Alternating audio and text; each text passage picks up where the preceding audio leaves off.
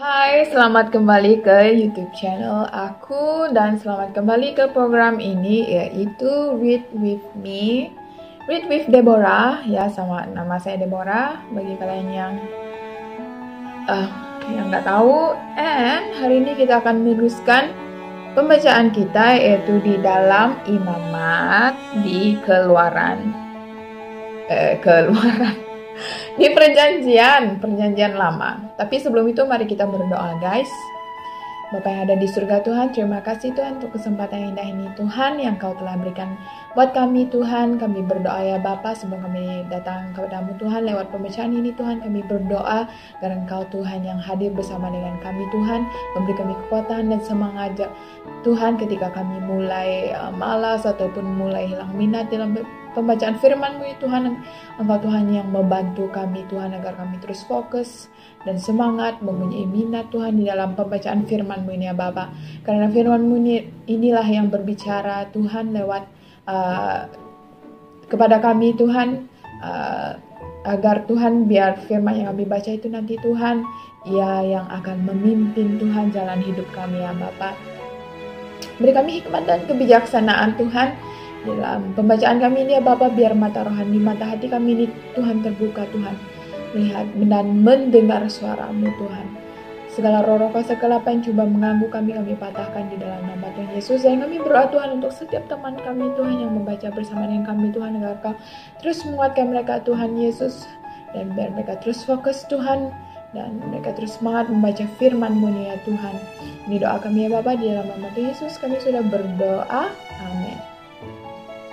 And untuk sekarang ini, karena aku sudah kuliah, aku coba I try my best untuk upload video selang-seli, enggak terlalu jauh jaraknya.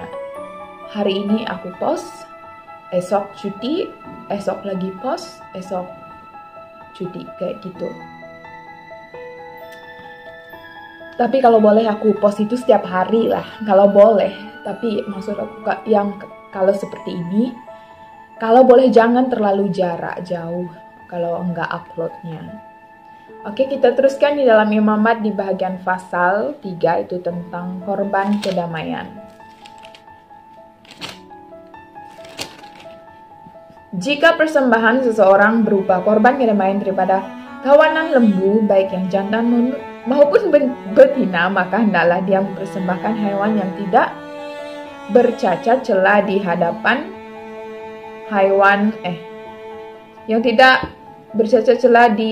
Tuhan. Hendaklah dia meletakkan tangannya di atas kepala korban persembahan itu, lalu menyembelihnya di depan pintu kemah pertemuan. Kemudian hendaklah anak-anak Harun, para imam itu, memercikkan darah korban itu ke sekeliling mezbah itu. Hendaklah dipersembahkan korban kedamaian itu berupa korban bakaran untuk Tuhan, yaitu yang terdiri daripada lemak yang berbungkus isi perut dan semua lemak yang melekat pada isi perut itu.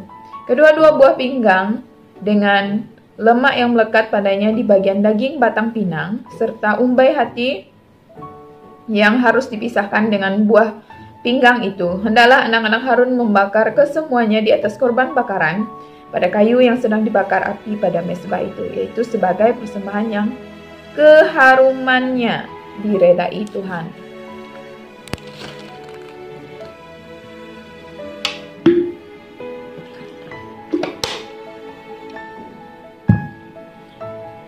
Ayat 6. Jika persembahan yang dipersembahkannya kepada Tuhan berupa korban kedamaian daripada kawanan domba, sama ada hewan jantan atau betina, maka hendaklah dia mempersembahkan hewan yang tidak bercacat celah.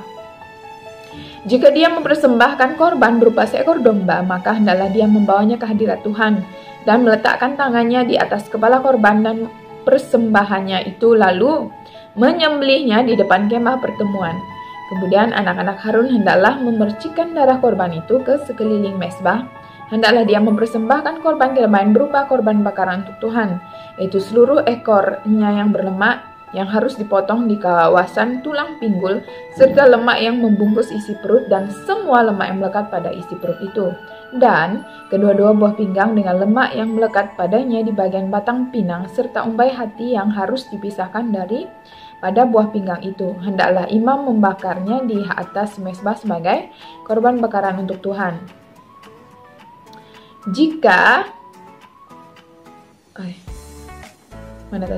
hendaklah dia meletakkan tangannya di atas kepala kambing itu lalu menyembelihnya di depan kemah pertemuan, dan hendaklah anak-anak Harun memercikkan darah korban ke sekeliling mezbah. Hendaklah dia mempersembahkan korbannya berupa korban bakaran untuk Tuhan, yaitu lemak yang membungkus isi perut dan semua lemak yang melekat pada isi perut itu, kedua-dua buah pinggang dengan lemak yang melekat padanya di bagian batang pinang, serta umbai hati yang harus dipisahkannya daripada buah pinggang itu.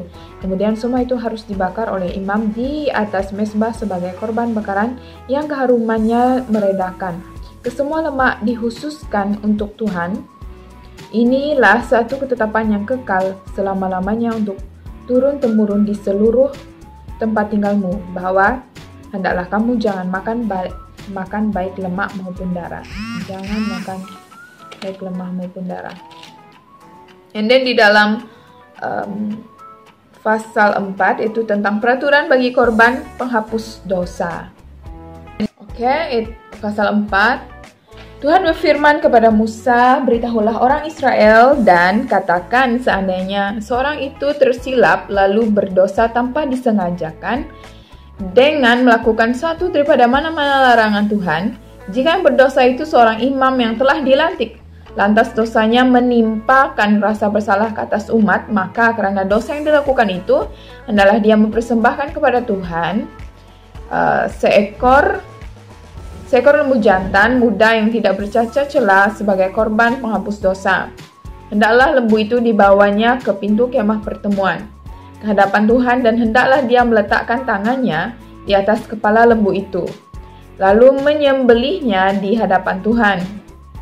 Hendaklah imam yang telah dilantik itu mengambil sebahagian daripada darah lembu itu dan membawanya ke kemah pertemuan. Hendaklah dia mencelup jarinya ke dalam darah itu, lalu memercikkan sebagian daripada darah itu 7 kali di hadapan Tuhan di depan tabir tempat suci. Kemudian hendaklah imam itu membubuh sebagian daripada darah itu pada tanduk-tanduk mezbah pembakaran dupa harum yang ada di hadapan Tuhan di dalam kemah pertemuan.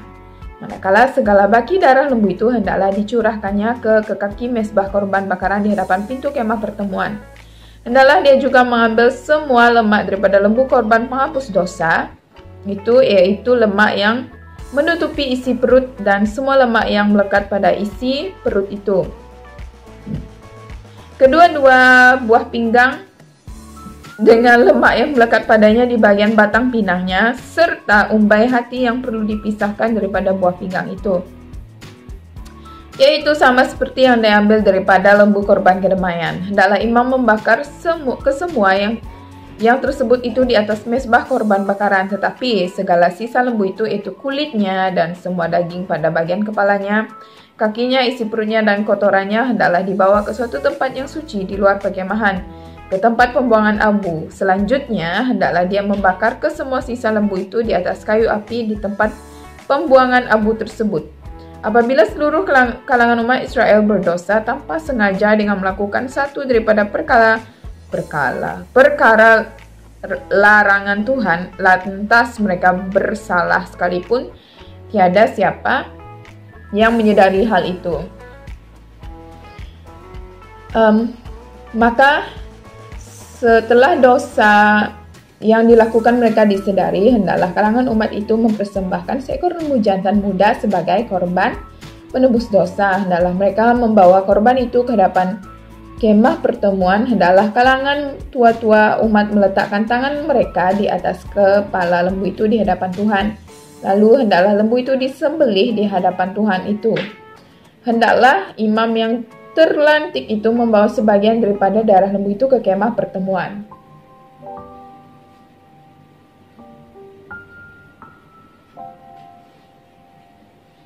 Hendaklah dia mencelupkan jarinya ke dalam darah itu lalu memercikkannya 7 kali di hadapan Tuhan di depan tabir. Kemudian hendaklah sebagian daripada darah itu dibubuh pada tanduk-tanduk mezbah pendupa yang berada di hadapan Tuhan di dalam kemah pertemuan. Segala baki darah lembu itu hendaklah dicurahkannya ke kaki mezbah korban bakaran di depan pintu kemah pertemuan.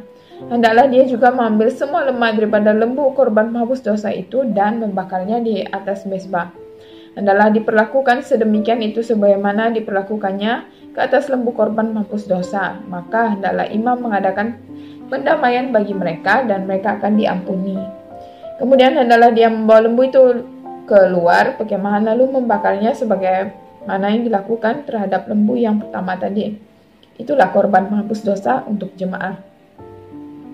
Apabila seorang pemimpin berdosa tanpa sengaja dengan melakukan salah satu perkara larangan Tuhan Allahnya, lantas dia bersalah, maka sesudah dosa itu disedarinya, maka hendaklah dia membawa seekor kambing jantan yang tidak bercacat celah sebagai persembahannya. Hendaklah dia meletakkan tangannya di atas kepala kambing itu, lalu menyembelihnya di tempat orang biasa menyembelih korban bakaran di hadapan Tuhan. Itulah korban penghapus dosa. Maka hendaklah imam mengambil dengan jarinya sebagian daripada darah korban penghapus dosa itu, lalu membubuhnya pada tanduk-tanduk mezbah korban bakaran, manakala baki darah itu hendaklah dicurahnya ke kaki mezbah korban bakaran itu. Hendaklah semua lemak dibakarnya di atas mezbah sama seperti lemak korban kedamaian. Hendaklah imam mengadakan pendamaian bagi orang itu dan dosanya, dan orang itu akan dia ampuni. Sekiranya seorang rakyat jelata berdosa tanpa sengaja dengan melakukan salah satu perkara larangan Tuhan, lantas dia bersalah, maka sesudah dosanya itu disedarinya, maka hendaklah dia membawa seekor kambing betina yang tidak bercacat celah sebagai persembahannya karena dosanya itu. Maka hendaklah dia meletakkan tangannya di atas kepala korban penghapus dosa itu, lalu menyembelih korban penghapus dosa itu di tempat korban bakaran. Hendaklah imam mengambil dengan jarinya sebagian daripada darah korban penghapus dosa itu, lalu membubuhnya pada tanduk-tanduk mezbah korban bakaran, manakala baki darah itu hendaklah dicurahnya ke kaki mezbah itu. Hendaklah dia memisahkan semua lemak sama seperti lemak yang diambil daripada korban kedamaian, dan hendaklah imam membakarnya di atas mezbah menjadi korban yang keharumannya diredai Tuhan, dan hendaklah imam harus mengadakan pendamaian bagi orang itu atas dosanya, dan orang itu akan diampuni. Jika dia membawa seekor domba sebagai persembahan untuk korban penghapus dosa, maka hendaklah dia membawa seekor domba betina yang tidak bercacat celah. Hendaklah dia meletakkan tangannya di atas kepala korban penghapus dosa itu, lalu menyembelihnya sebagai korban penghapus dosa di tempat orang biasa menyembelih korban bakaran. Maka hendaklah imam mengambil dengan jarinya sebagian daripada darah korban penghapus dosa itu, lalu membubuhnya pada tanduk-tanduk mezbah korban bakaran. Manakala baki darah itu hendaklah dicurahkannya ke kaki mezbah korban bakaran itu. Hendaklah imam memisahkan semua lemak sebagaimana lemak domba yang diambil daripada korban kedamaian, dan hendaklah imam membakarnya di atas mezbah menjadi korban bakaran bagi Tuhan. Lalu hendaklah imam mengadakan pendamaian bagi orang itu atas dosa yang telah dilakukannya, dan orang itu akan diampuni.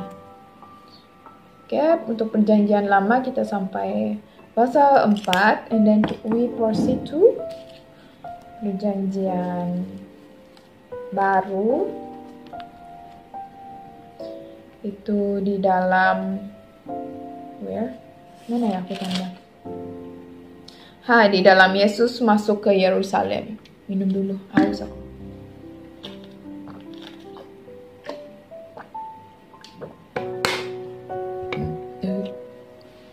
Oke.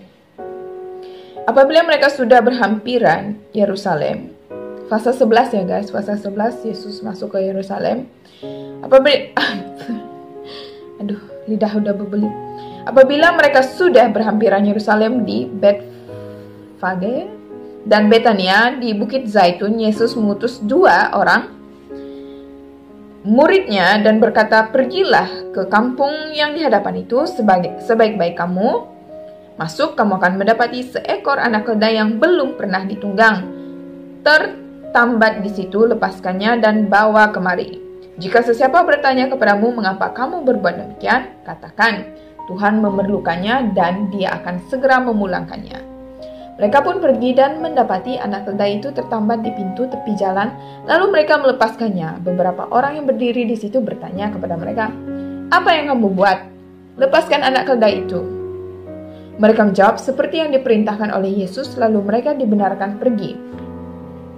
Mereka membawa anak keledai itu kepada Yesus dan mengalasnya dengan jubah mereka. Yesus pun duduk di atas anak keledai itu. Ramai orang membentangkan jubah mereka di atas jalan. Yang lain memotong dahan rimbun daripada pokok-pokok di situ dan meletakkannya sepanjang jalan. Setelah itu mereka yang berjalan di hadapan dan yang mengikut dari belakang berseru, Hosana!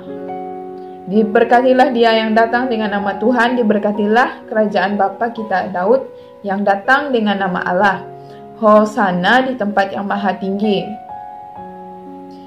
Yesus masuk ke Yerusalem dan terus masuk ke dalam bait suci. Setelah dia melihat semuanya, karena hari sudah lewat petang, dia pun pergi ke Betania dengan muridnya yang 12 itu. Dan Yesus membersihkan bait suci. Mari kita baca bagian ini. Esoknya setelah mereka keluar dari Betania, Yesus merasa lapar.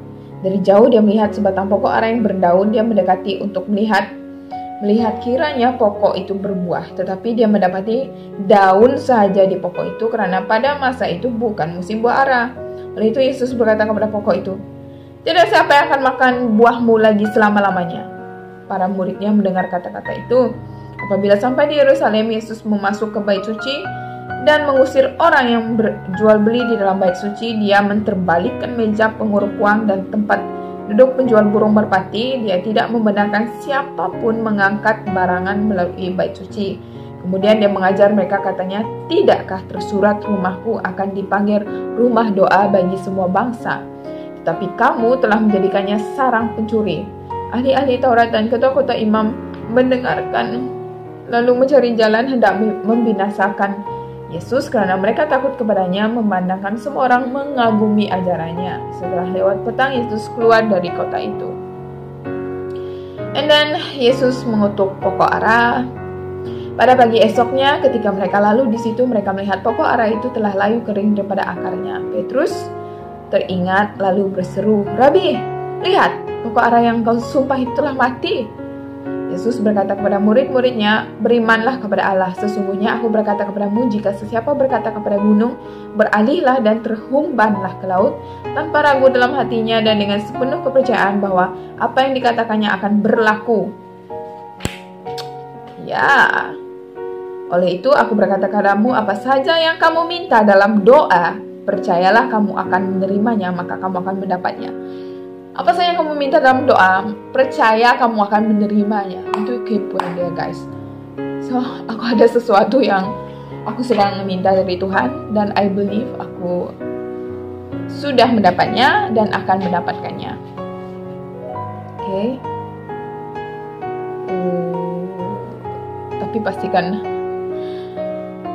Tapi kalau nggak dapat itu maksudnya jangan kecewa ya guys. Itu maksudnya Tuhan the best is yet to come. Oleh itu, tapi aku yakin ya ini berkata ini aku tanda part ini, this part ini maksudnya itu Tuhan menjelaskan tentang iman kita ya. Jangan ragu-ragu ketika berdoa. Gak perlu mikir kamu dapat atau enggak dulu. Yang penting ketika kamu berdoa itu kamu udah yakin, nggak ada ragu-ragu. Nanti keputusannya itu biar Tuhanlah yang menentukan. And then, setiap kali kamu berdoa, jika ada siapa yang bersalah terhadapmu, ampunilah dia, supaya Bapamu di surga juga mengampuni kesalahanmu. Tetapi jika kamu tidak mengampuni, Bapamu di surga tidak akan mengampunkan kesalahanmu.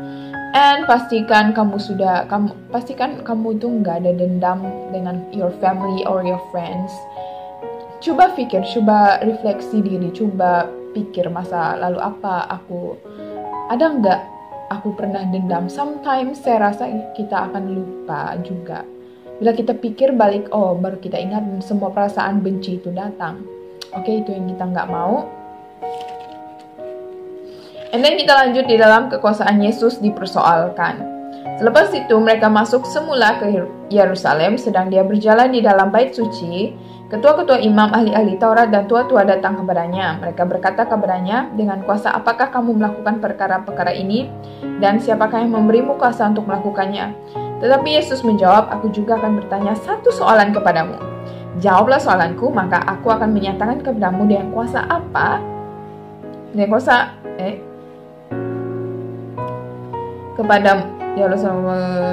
dengan kuasa apa aku melakukan perkara-perkara itu? Baptisan Yohanes daripada surga atau manusia? Jawablah soalanku. Jawab, guys.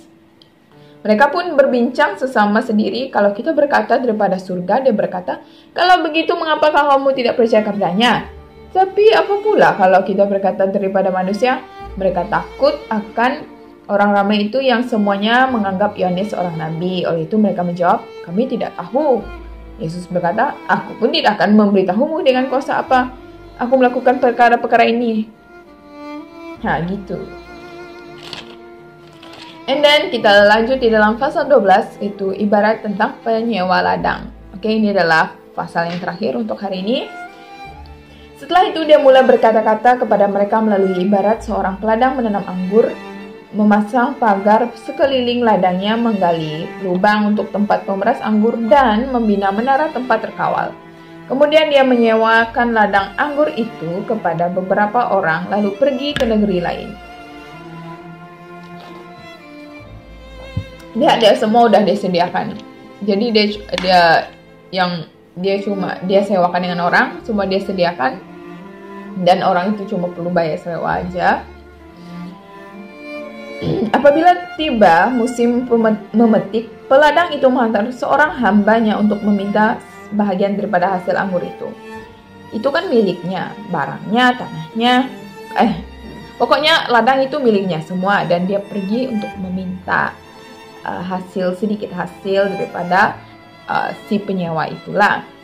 Tetapi para penyewa ladang menangkap dan memukul hamba itu, lalu menyuruhnya pergi dengan tangan kosong. Peladang itu menghantar seorang lagi hambanya, mereka memukulnya, menyebabkannya luka di kepala, dan menyuruhnya pergi setelah diperlakukan sebegitu kejinya.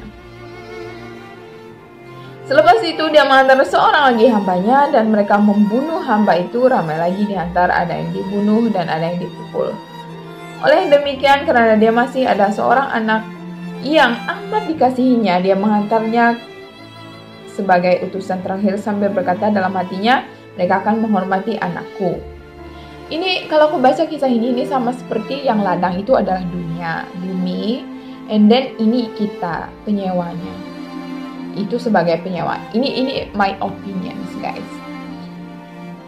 And then dia hantar para nabi-nabi, dia hantar mereka untuk menyampaikan firman Tuhan, menginjil. Dan kalau kita lihat sekarang banyak ada yang dibunuh, ada yang kayak seperti inilah, dipukul, ada penganiayaan berlaku seperti itu. And then di part ini dia mengatakan, oleh demikian karena dia masih ada seorang anak yang amat dikasihinya.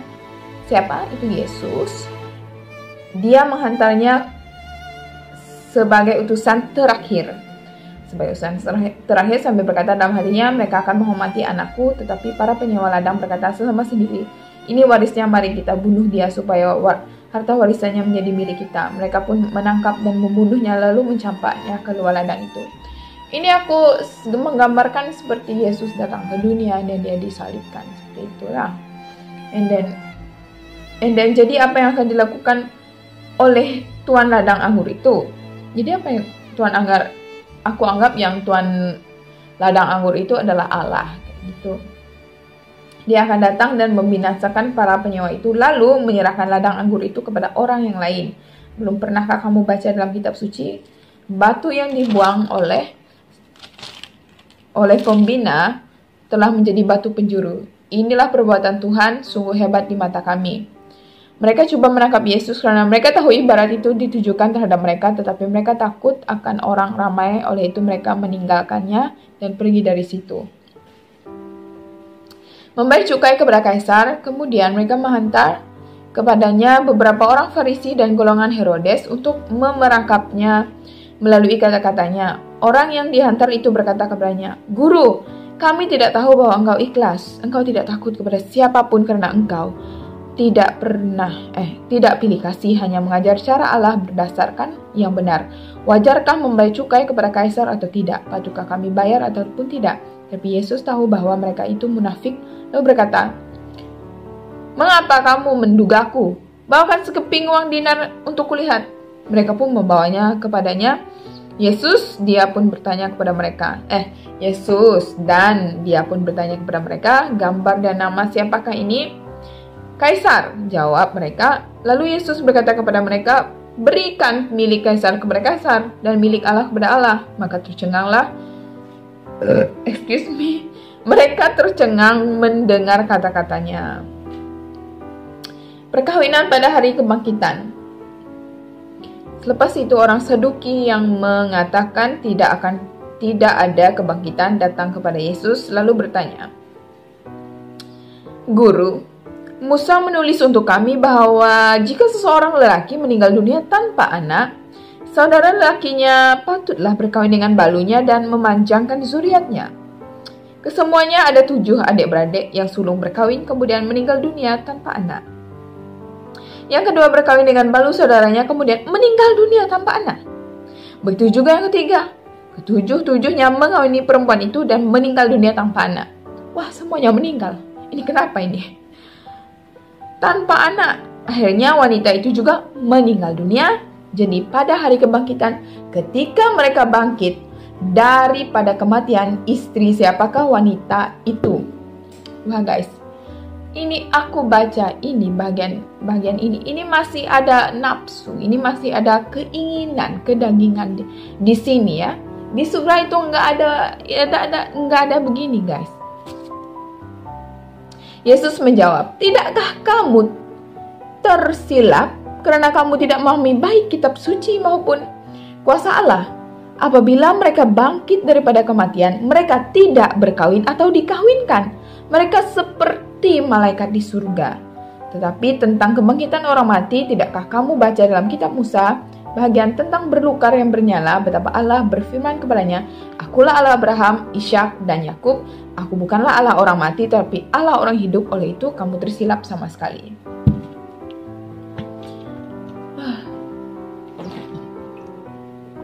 Oke, perintah yang terutama